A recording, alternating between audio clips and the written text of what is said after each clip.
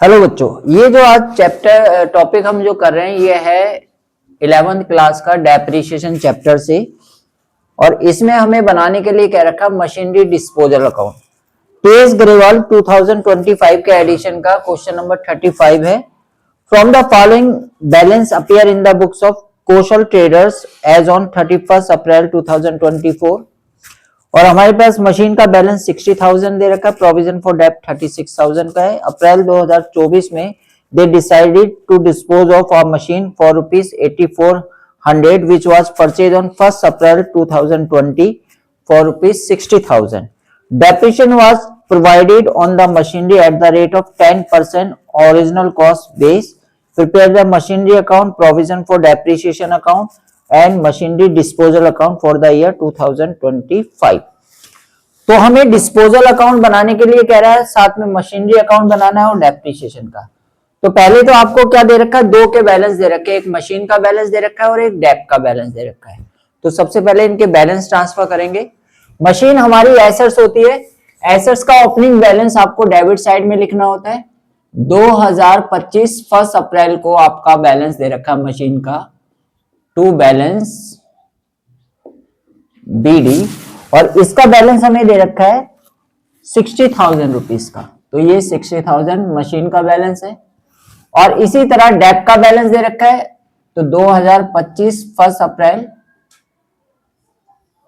By balance BD, और इसका balance हमें दे रखा है 36,000 का। तो एसेट्स जितनी भी होती है उनका ओपनिंग बैलेंस डेबिट साइड में लिखते हैं।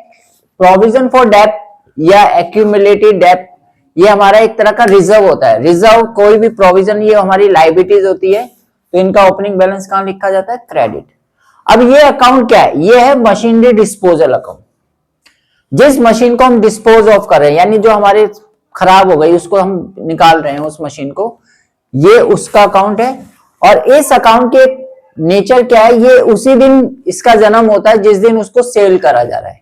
तो आप देख सकते हैं क्वेश्चन में लिखा ऑन 1 अप्रैल 2024, और सॉरी ये 24 का बैलेंस दे रखा है, 24 का है, सॉरी ये 25 नहीं है 24 है। ऑन 1 अप्रैल 2024 इस मशीन में से हम एक मशीन को डिस्पोज ऑफ कर रहे हैं। तो इसका स्टार्टिंग कहां होगा, डेबिट साइड में होगा 2024 1 अप्रैल। और जिस मशीन को हम डिस्पोज करके निकल कर रहे हैं वो किससे अकाउंट से आई है, वो आई है हमारी मशीनरी अकाउंट से, इस अकाउंट से। और इसकी वैल्यू कितनी है, जिसको डिस्पोज ऑफ कर रहे हैं इसको हमने 16,000 में परचेज किया था। कितनी वैल्यू की है ये मशीन जिसको डिस्पोज कर रहे हैं, उसकी परचेज प्राइस कितनी थी। अब देखिए ये अकाउंट उसी डेट को खुलेगा जिस डेट को डिस्पोज ऑफ किया है। यहाँ पे 1 अप्रैल है तो 1 अप्रैल को ही खुलेगा। सपोज करो ये 1 जुलाई को डिस्पोज ऑफ होता तो ये 1 जुलाई को ही खुलता, 1 अक्टूबर को होता तो 1 अक्टूबर को, यानी इसका जन्म एक ही दिन के लिए होगा जिस दिन उससे डिस्पोज ऑफ किया है, उससे पहले इसका कोई रोल नहीं है। यहाँ ओपनिंग बैलेंस, यहाँ ओपनिंग बैलेंस, और यहाँ पे डेट कौन सी होगी, जिस डेट को मशीन को डिस्पोज ऑफ किया गया है। अगर 1 अप्रैल है तो 1 अप्रैल, 1 जुलाई है 1 जुलाई, 1 अक्टूबर है 1 अक्टूबर। ठीक है, अब इसकी पूरी हिस्ट्री ज्योग्राफी आपको लिखनी है। देखिए आपने जिस मशीन को डिस्पोज ऑफ किया उसकी कॉस्ट प्राइस कितने की थी, 60,000 की। और ये परचेज कब किया है, ये आपने किया 1 अप्रैल 2020 को, 2020। तो 20 से 21 1 ईयर, 21 से 22, 22 से 23 और 23 से 24। 24 को स्टार्टिंग में ही बेचा जा रहा है, यानी आपने इस मशीन को 4 साल डेप्रिशिएट किया होगा, यानी यूज किया होगा। अब यूज किया तो डेप भी लगेगा। तो हमें यहां पे एक वर्किंग नोट करना है, cost price of machinery disposal. उसकी कॉस्ट प्राइस क्या है मशीन की, 16,000 रुपए। कितनी प्राइस है उसकी, 16,000। और ये कब है, आप लिख सकते हैं एज ऑन 1 अप्रैल 2020। ये 2020 को इसकी कॉस्ट प्राइस कितनी है, 16,000 रुपए। अब देखो 16,000 आप परचेज कर रहे हो अप्रैल 2020 में, और उसको डिस्पोज मतलब उसे खराब हो गई, उसे कब निकाल रहे हो आप, उसे 1 अप्रैल को। तो 20 से 21 21 से 22, 22 से 23 और 23 से, तो 4 साल ये मशीन आपके पास रही है, यानी 4 साल तक इसको आपने डेप्रिशिएट किया होगा। अब डेप्रिशिएट किया है तो क्या होता है डेप्रिशिएट में, किस मेथड से डेप किया है, नंबर 1, और परसेंटेज क्या है, तो परसेंटेज तो 10% है, और ओरिजिनल कॉस्ट मतलब straight line value, straight line method यानी fix installment method, original cost को हम लोग स्ट्रेट लाइन भी कहते हैं, ठीक है। तो हम इसमें से क्या करेंगे, less total depreciation charge at the rate 10% per annum by straight line method for 4 years, कितने साल के लिए, 4 साल के लिए। अब देखिए बेटा, एक सिंपल सी बात है, 16,000 का 10% और 4 साल के लिए निकालेंगे तो 4 से क्या कर देंगे, मल्टीप्लाई कर देंगे, तो 16 का कितना हो जाएगा, ये 1600, और 1600 को 4 से मल्टीप्लाई करेंगे तो कितना आएगा, 6400 रुपए आपने इस पे डेप लगा दिया। तो 6400 अगर आप इस पे डेप लगा दे तो इसकी बुक वैल्यू कितनी रह गई, 9600। तो ये कहलाएगी बुक वैल्यू, क्या कहलाएगी, बुक वैल्यू एज ऑन 1/4/2024, जिस डेट को हम इसे सेल कर रहे हैं ये उसकी वैल्यू है, ठीक है। अब इसे कितने में सेल कर रहे हैं, तो उसका सेलिंग प्राइस क्या है हमारा, सेलिंग प्राइस हमारा है 8,400। अगर इस 8,400 में इसको सेल करते हैं तो कितने का लॉस हुआ आपको, 1,200 रुपए का आपका लॉस ऑन सेल कहलाएगा, क्या कहलाएगा ये, लॉस ऑन सेल 1,200 रुपए, ठीक है। अब इस चीज की पूरी हिस्ट्री ज्योग्राफी आपको पता लग गई कि भाई हमने इसे 16,000 में परचेज किया था, जब से परचेज किया और जिस डेट को डिस्पोज कर रहे हैं उस डेट तक 4 साल होते हैं, और 4 साल का डेप लगता है 10% के हिसाब से, स्ट्रेट लाइन के हिसाब से कितना लगता है, 16 चौके 64, 6,400 आपने उस पर डेप लगाया है, उसकी बुक वैल्यू 9,600 की रह गई, जिसको हमने 8,400 में बेचा तो हमें 1,200 रुपए का लॉस हुआ। अब ये पूरी ज्योग्राफी आपको इसकी इस तरफ लिखनी है, क्रेडिट में कैसे लिखनी है वो देखिए। ऑन 2024 1 अप्रैल, सबसे पहले आपको लिखना by provision for depreciation account, कितना डेप लगा हुआ है इस पे, 6,400, कितना, 6,400।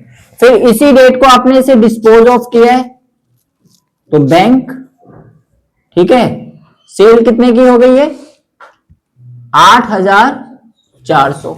अब आप देखिए कॉमन सी बात देखिए, इन दोनों को अगर आप टोटल करते तो कितना हो रहा है, इन दोनों को अगर हम टोटल करते हैं तो 14,800 हो रहा है, और जबकि ये है सर कितने की, जिसका मतलब बाकी आपका जो बैलेंस शॉर्ट पड़ रहा है वो आपके लिए क्या है, लॉस है। तो आप यहां पे लिखेंगे बाय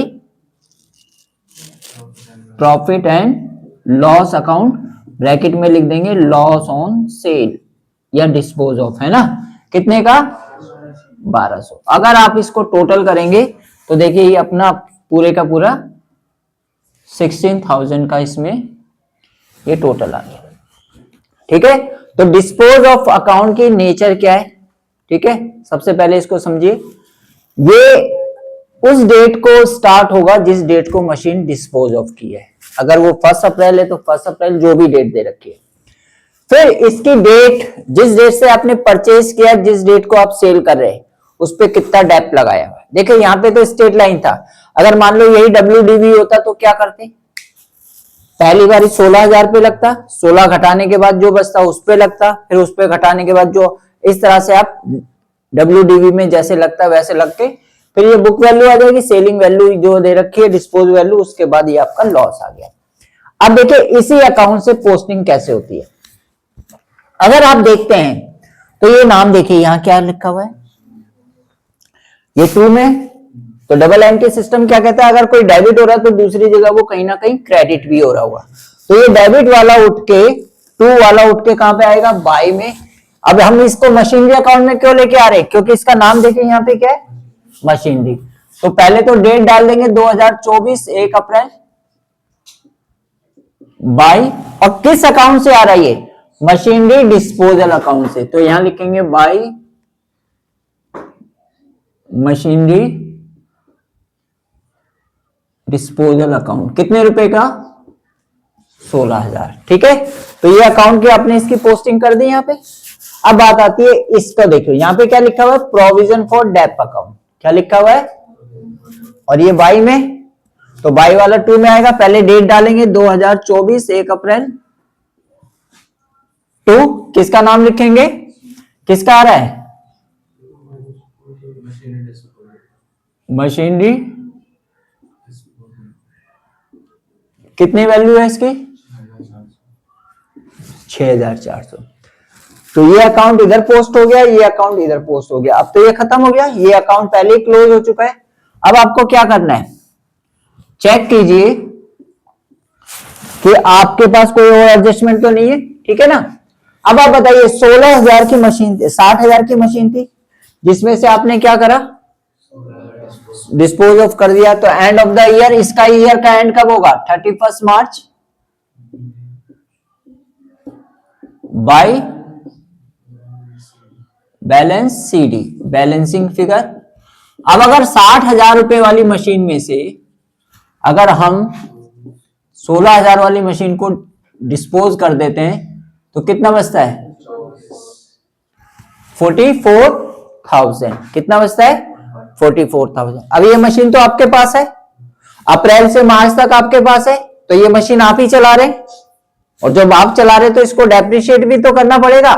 तो इसका डेप्रिशिएशन कितना लगेगा वो आपको यहां दिखाना है, 2025 बाई डेप्रिशिएशन अकाउंट।